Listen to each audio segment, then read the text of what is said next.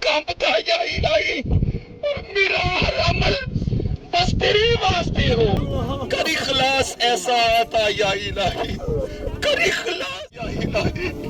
اے اللہ ہماری گناہوں کی عادتیں چھوٹ جائیں، اے اللہ ہماری جھوٹ بولنے کی عادتیں چھوٹ جائیں، نمازیں چھوڑنے کی عادتیں چھوٹ جائیں،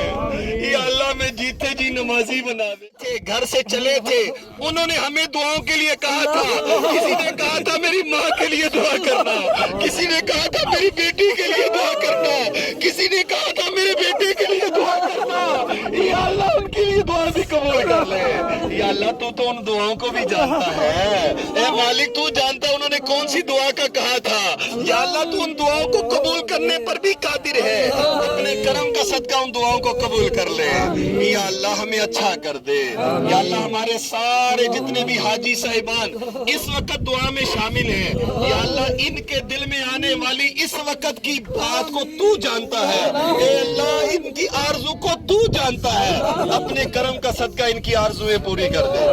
ان کی آرزویں پوری کر دے۔ وَأُفَوِّضُ أَمْرِي إِلَى اللَّهِ إِنَّ اللَّهَ بَصِيرٌ بِالْعِبَادِ سُبْحَانَ رَبِّكَ رَبِّ الْعِزَّةِ عَمَّا يَصِفُونَ وَسَلَامٌ عَلَى الْمُرْسَلِينَ وَالْحَمْدُ لِلَّهِ رَبِّ الْعَالَمِينَ وَصَلَّى اللَّهُ تَعَالَى عَلَى رَسُولِ خَيْرِ خَلْقِهِ